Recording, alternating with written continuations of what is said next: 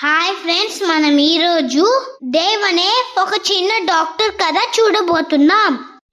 పేదరికంలో పుట్టిన తన కలను పట్టుదలతో ఎలా నిజం చేసుకున్నాడో చూసేద్దామా.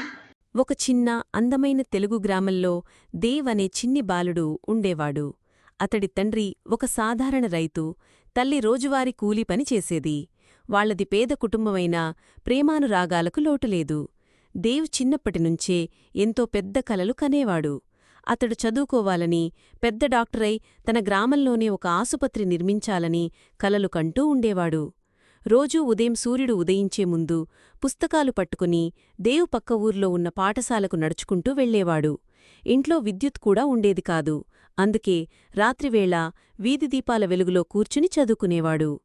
రోజూ సాయంత్రం తండ్రి పొలం నుంచి తిరిగొచ్చిన తర్వాత అతని కాళ్ల దగ్గర కూర్చుని తన కలల గురించి చెప్పేవాడు. తండ్రి ఆ కలలు విని, "నువ్వు తప్పక విజయవంతుడవుతావు నాన్నా" అని ఆశీర్వదించేవాడు. ఒకరోజు భారీ వర్షం వల్ల పక్క ఊరికి వెళ్లే రహదారి పూర్తిగా పాడైపోయింది. అయినప్పటికీ దేవ్ కష్టపడి ఆ బురద మార్గంలోని నడిచి పాఠశాలకు వెళ్లేవాడు. అతడి పట్టుదలను, తెలివితేటలను చూసి స్కూల్ హెడ్ మాస్టర్ ప్రత్యేక స్కాలర్షిప్ కూడా ఏర్పాట్చేశాడు. దేవ్పై ప్రేమాభిమానాలు కలిగిన తన ఊరి గ్రామస్తులు కలిసి అతనికి ఒక సైకిల్ కూడా కొనిచ్చారు. దేవ్ కష్టపడి చదువుకుంటూనే తన ఊరిలోని చిన్నపిల్లలకు కూడా చదువు చెప్పేవాడు. కాలం గడిచింది. దేవ్ తన కలల కోసం పట్టుదలతో చదివాడు. అతడు చివరకు డాక్టరయ్యాడు. తాను పుట్టిన గ్రామానికి తిరిగివచ్చి తన కలైన ఆసుపత్రిని నిర్మించాడు. ఆసుపత్రిలో పేదవారికి ఉచితంగా వైద్యసేవలు అందించేవాడు. ఆసుపత్రి ప్రారంభోత్సవానికి వచ్చిన తండ్రి తన కొడుకుని చూసి కన్నీళ్లు ఆపుకోలేకపోయాడు. "నువ్వు నీ కలలను నిజం చేసుకుని మన గ్రామాన్ని వెలిగించావు" అంటూ దేవుని కౌగిలించుకున్నాడు. ఆ రోజు గ్రామంలో ప్రతి మనిషి గర్వంగా దేవుని చూస్తూ "మన కలల దేవ్" అని ఆప్యాయంగా పిలిచారు.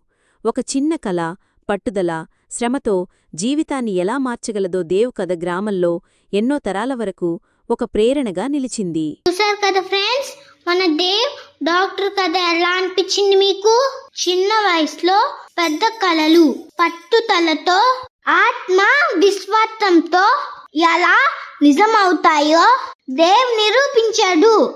తన గ్రామానికి ఆదర్శంగా నిలిచారు. కలలు కనడం కాదు, వాటిని సాధించాలి. బాయ్ ఫ్రెండ్స్, మంచి ఇంకో కథతో చూసుకుందాం.